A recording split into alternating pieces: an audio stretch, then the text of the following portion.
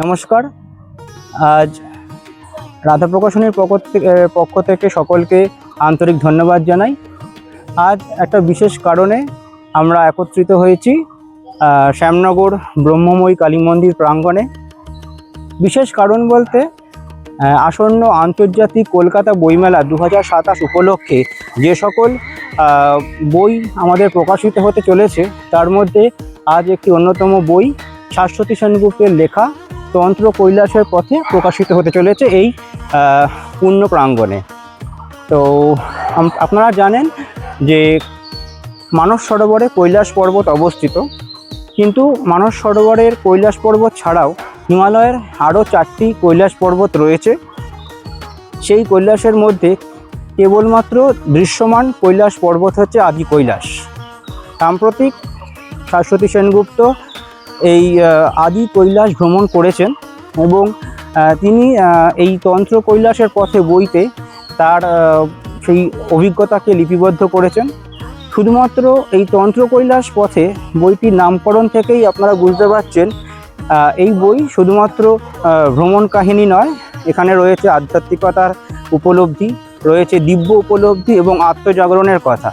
এবং বিশেষ করে এই বইতে আরও প্রকাশ পেয়েছে তন্ত্র সাধনার কথা। তন্ত্র সাধনার সাথে কৈলাসের কি সম্পর্ক সেটা আমার থেকে শাশ্বতী ভালো বলতে পারবেন। তো ওনার থেকেই জেনে নেব তন্ত্র কৈলাসের পথে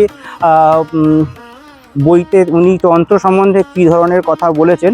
কিন্তু তার আগে বলি যে এই বই শুধুমাত্র ভ্রমণ কাহিনী নয়। যারা শাশ্বতী সেনগুপ্তের লেখা আগে পড়েছেন তারা জানেন এই শাশ্বতী সেনগুপ্তের লেখার মধ্যে একটা আধ্যাত্মিকতার ছাপ থাকে, প্রত্যেকটা বইতেই রয়েছে। তো এই বই তো আমরা নিশ্চয়ই তন্ত্র কৈলাসের পথে বইতে নিশ্চয়ই সেই আধ্যাত্মিকতা, সেই দিব্য জ্ঞানের কথা আমরা জানতে পারবো। তো কীভাবে এই বই এই তন্ত্র কৈলাসের পথে আমাদের কি আধ্যাত্মিকতার পরিচয় দেয়, কৈলাস সম্বন্ধে কি দিব্য জ্ঞানের ধারণা দেয়, সেই সমস্ত কিছু আমাদের শাশ্বতীর থেকে শুনে নিলেই আমাদের ভালো হয়।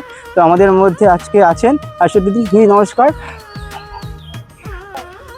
শাশ্বতীর থেকে শুনে নেব যে দিদির কাছে রয়েছে এই তন্ত্র কৈলাসের পথে বইটি। তো বইটি সম্বন্ধে দিদির থেকে শুনে নেই, দিদি বইটি লেখার ক্ষেত্রে কিভাবে অনুপ্রাণিত হয়েছেন বা কৈলাসে গিয়ে ওনার কি ধারণা হলো যে তন্ত্র কৈলাসের পথে বইটি লেখার জন্য দিদি কিভাবে অনুপ্রাণিত হয়েছে, কিভাবে দিদিকে এই কৈলাস আমাদের জীবনে কি কি প্রভাব ফেলে সেটা কিভাবে দিদি বুঝতে পারলেন সেটা দিদির থেকে জেনে নেই।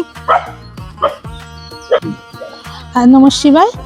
আজকে এই বইটি তন্ত্র কৈলাসের পথে আমরা উদ্বোধন করতে এসেছি ব্রহ্মময়ী কালী মন্দিরে শ্যামনগরে। বইটা আজকেই প্রকাশিত হলো। অভিজিৎ রয়েছে প্রকাশক, রাধা প্রকাশনী থেকে এটা প্রকাশিত হলো। এই তন্ত্র কৈলাস হচ্ছে আদি কৈলাসকে নিয়ে লেখা বই। আমি গত বছর আদি কৈলাস ভ্রমণে গেছিলাম। এই নিয়ে আমি আগে একটা ভিডিও করেছি, আপনাদের বলেওছি যে আমাদের টোটাল 5টা কৈলাস আছে, যার মধ্যে একটা তিব্বতে আর 4টে হিমালয়ে রয়েছে। তো হিমালয় এই আদি কৈলাস হলো দ্বিতীয় কৈলাস, কেননা এই আদি কৈলাসকে সেজন্যই বলা হয় ছোটা কৈলাস, কারণ এর পরেই কিন্তু তিব্বত, ভারতের একদম সীমান্তে অবস্থিত আদি কৈলাস, মহাদেবের বাড়ি, বাসস্থান। ওখানে কি আছে সেটা আমি ভাষায় বলতে পারবো না, লিখেও বোঝাতে পারবো না, এটা অনুভবের বিষয়। যে এনার্জিটা ওখানে রয়েছে সেটা ওখানে গেলেই বোঝা যায়। ওনার যে ব্লেসিংটা রয়েছে ওখানে, সেটা ওখানে না গেলে কেউ সেটা অনুভব করতে পারবে না, এবং সেটা চোখে দেখা যায় না, সবটাই অনুভবের বিষয়। আমাদের আনন্দ, খুশি, দুঃখ যেমন আমরা চোখে দেখতে পাই না, কিন্তু সেগুলো দ্বারা আমরা চালিত হই, ঠিক সেরকমই উনি ওখানে রয়েছেন এবং ওনার ওই ব্লেসিংটা পাওয়ার জন্যই আমাদের যাওয়া। আশা করি এই বই যারা পড়বেন তারা সেই অনুভূতিটা পাবেন। এবং ওখানে তন্ত্রের একটা চোরা স্রোত আছে, সেটা আমি অনেকে যারা গেছিল আগে তারা বলেনি, হয়তো তারা এটা নোটিস করেননি, কিন্তু আমি এটা নোটিস করেছি এবং আমি দেখেছি ওখানে একটা তন্ত্রের চোরা স্রোত আছে, এবং সেই চোরা স্রোতটাকে ধরার জন্যই আমরা বেশ কিছুদিন ওখানে ছিলাম।